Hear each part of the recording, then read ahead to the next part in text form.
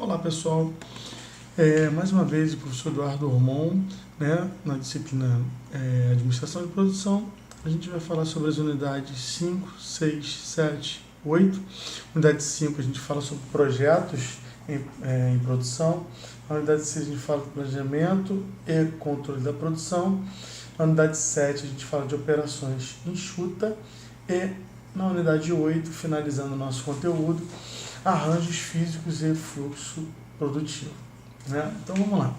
Eu vou falar para vocês rapidamente, se quiserem pegar um material para acompanhar, vou dar um overview dessas unidades. Né? Então, começando pela unidade 5, a gente tem lá a estrutura de divisão do trabalho. Logo, pegue seu livro, acompanhe comigo, que é importante, né? Esses tópicos podem estar na nossa avaliação, esses tópicos são importantes para a formação, para a sua carreira. Né? Mais uma vez, agradeço a todos o comprometimento na entrega de trabalho, a participação, as perguntas, as dúvidas. Assim que se faz conhecimento juntos, né? Então, a gente pegando lá a unidade 5, a gente tem a estrutura de divisão do trabalho, né? E aí começa falando do escopo de trabalho, que aí está o SOW, né? O SOW, o Statement of Work, e que pode ser o quê? Uma descrição com uma breve declaração do trabalho a ser realizada e uma proposta com data de início e término. Quer dizer, o escopo do desenho do trabalho todo. Então é interessante prestar atenção nesse projeto. Ou melhor, no statement ou no escopo do projeto. Aí você tem logo a estrutura da divisão do trabalho, nele vai ter o quê? A hierarquia das tarefas, subtarefas, o pacote de trabalho do projeto. O que cada um vai fazer, o início e término de cada tarefa, o tempo para isso acontecer, certo? Preste atenção na definição de tarefa, subtarefa, né? A gente lembra que a tarefa, ela na verdade você vai ter o programa, veja aí o desenho da página no quadro 2.2. Tem lá o programa, que é o nível máximo. Programa, o quê? O que significa programa? É um conjunto de projetos. Então, no programa, eles terão todos os projetos naquele momento lá da fábrica, no momento produtivo, ou do escritório, seja lá do que for, ou de serviço.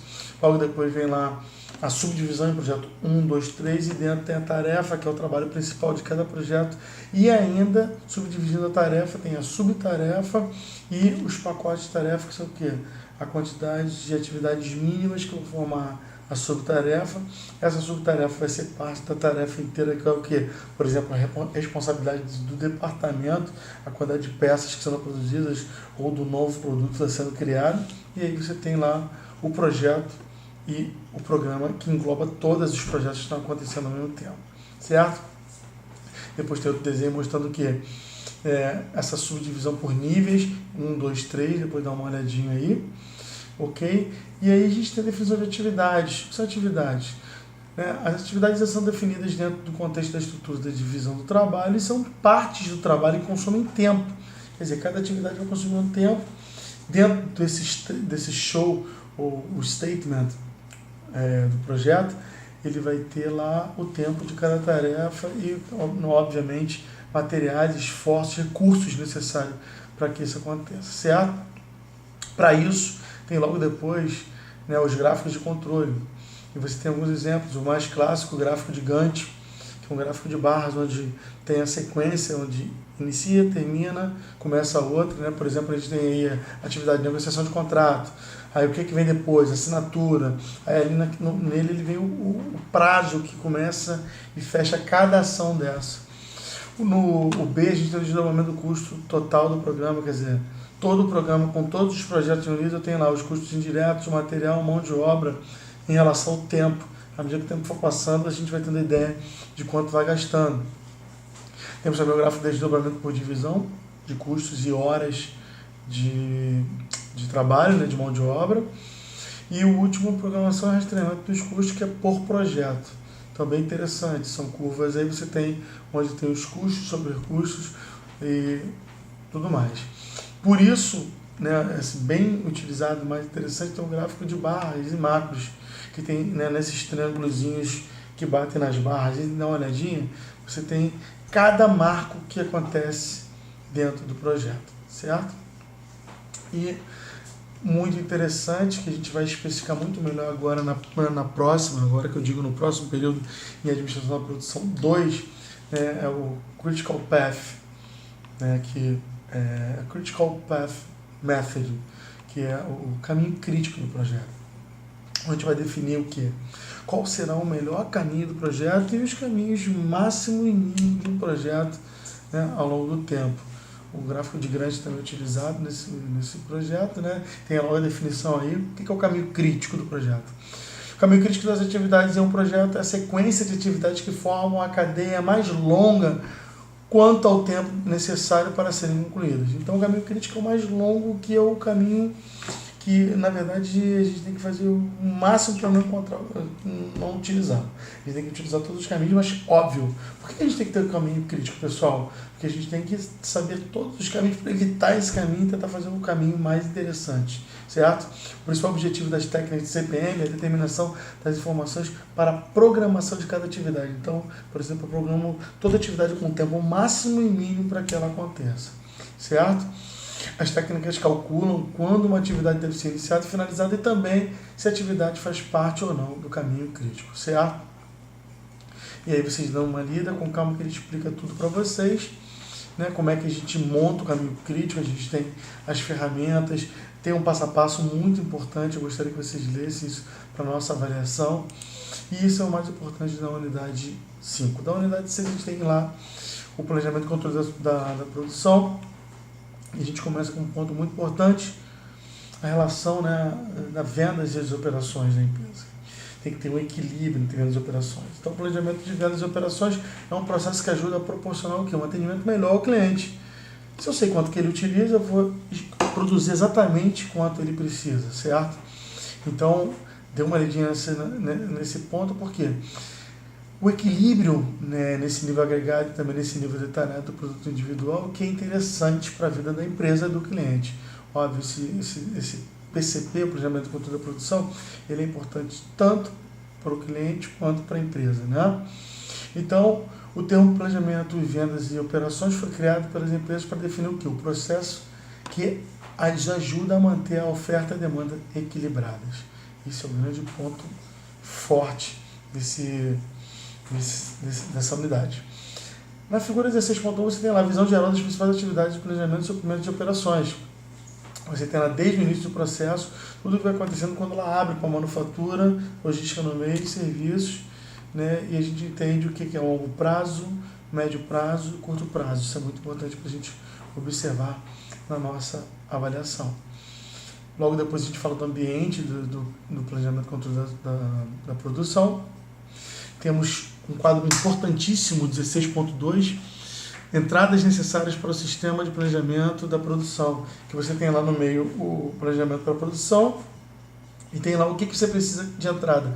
Por exemplo, está lá comportamento dos concorrentes, eu preciso saber como é que estão os concorrentes para eu poder saber quanto eu vou comprar, porque quanto eu possivelmente posso vender, disponibilidade da mão de obra, quanto mão de obra tem disponível no mercado, demanda do mercado, contribuições econômicas, capacidade externa, como por exemplo subcontratadas, capacidade física atual, mão de obra atual, estoques, né, o meu nível de estoque e as atividades necessárias à produção. Observe que em cima tem a parte externa, que foi a primeira que eu falei, que eu tenho que olhar para o mercado, e essa parte que eu falei de estoque, de capacidade de mão de obra atual é a parte interna, ok? Então, verifique cada uma detalhada, né, de forma detalhada. Logo depois você tem uma parte interessante que fala da estratégia de acompanhamento, mão de obra estável, estratégia de nivelamento, né? E logo após, uma parte muito importante que já é um caminho para o próximo capítulo de operações enxutas, que é o que? Custos relevantes. 4 custos são relevantes para o agregado da produção. Eles estão relacionados com o quê? Com o próprio custo de produção, bem como o custo de manutenção do estoque e o custo dos pedidos não atendidos. Mais especificamente, quais são eles, né? O primeiro tem o quê? Custo básico de produção, são os custos fixos e variáveis que incorrem na produção, certo? Depois tem o quê? O custo associado às mudanças na taxa de produção. 3, eu tenho o quê? A manutenção do meu estoque. 4, eu tenho o quê? O custo de pedidos em atraso. Quanto é ruim para a empresa, né? Geralmente difícil de medir, eles incluem os custos de despacho, perda de reputação com o cliente, perda das receitas e vendas e os anos pedidos pendentes. Quanto isso é ruim para a empresa, certo?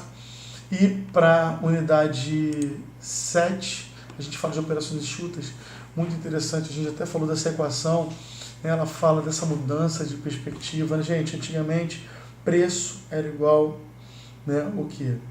O meu custo mais o meu lucro. Por quê? Antes dos anos 70, né, a crise do petróleo em 1973 foi um marco muito importante para isso.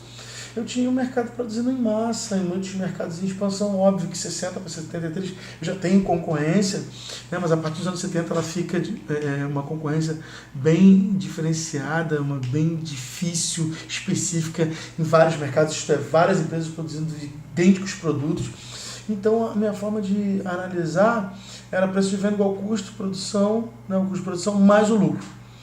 Como é que era feito isso? Para eu calcular meu preço, como eu tinha baixa concorrência, eu só pegava meu custo, calculava, jogava lá minha margem, meu markup. O que é o markup? É o percentual que eu quero ganhar de lucro, 2%, 10%, 20%, 30%, ou um valor, R$200, R$300, né? E vendia.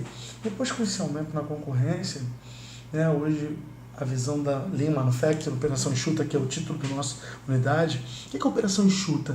É você reduzir custo ao máximo possível e elevar o grau de qualidade do seu produto. Então é o seguinte, é melhoria contínua, todo dia trabalhar a melhoria em cima dos seus processos, os processos de produção, né? Ter um PCP, como a gente falou agora na unidade anterior, unidade 6, bem eficiente. A gente tem lá o RONO 1997, ele explora bem essa parte do preço de venda que é determinado por elemento externo à empresa, o consumidor. Então mudou o foco. Antes, quando eu falo em massa, eu via muito o sistema fechado, a empresa produzia, né, a produção empurrada, e hoje o cliente é que manda, de acordo com o ano 1997, está a citação do nosso material. Né? Tudo é determinado pelo mercado externo, então o cliente que vai ditar a fábrica. O que acontece com a equação? Eu boto em evidência o lucro no lugar do preço. Então fica lucro igual preço menos custo. Porque agora, o custo é o grande, né? Na verdade, o lucro é o foco, porque a nosso fator em evidência. Mas quem vai evidenciar esse valor para a gente vai ser o custo, isto é, a redução de custo nos processos. A operação da empresa deve ser constante. É óbvio que o planejamento e controle da produção, vendas e operações tem que ter um equilíbrio muito grande para eu conseguir, né, ter esse foco. O alvo é o custo, tem lá o target cost, né? O nosso alvo é o custo vira alvo, certo? Então a lógica de controle agora não é mais eu controlar lá minha produção em relação a cálculo. Meu lógico é controlar os custos para quê? Para cada vez de baixo nunca passe daquela medida para que minha margem de lucro seja sempre alcançada, certo? Então essa é a grande história. Ler esse capítulo todo, ele é muito importante para a nossa avaliação, tá? E para fechar a nossa unidade 8, a gente fala dos arranjos físicos, né, e os fluxos de produção.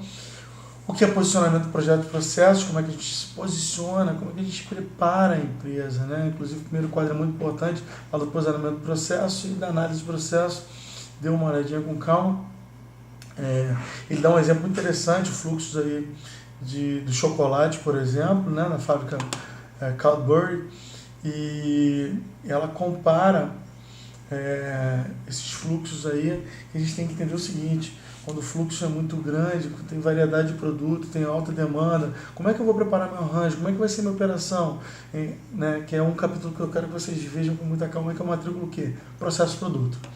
O método mais comum de ilustrar o relacionamento entre posição, variedade, volume de venda, processo, as características do projeto é mostrado o quê? Na figura ponto 4 aí, ó. Você tem o quê? A variedade baixa e alta, o volume baixo e alto. A gente tem como é que a gente posiciona a linha natural de ajuste aí. E na outra característica do projeto do processo, quer dizer o quê? Objetivo de desempenho, tarefas, fluxos, né, o layout, tecnologia, processo de trabalho, certo? Logo abaixo vem o quê? O tipo de processo. Qual o tipo de processo que você utiliza? Processo de projeto, processo de tarefa e o processo do lote, certo?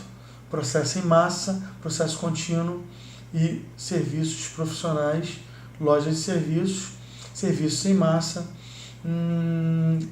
Esses pontos todos eu quero que vocês leiam, tá?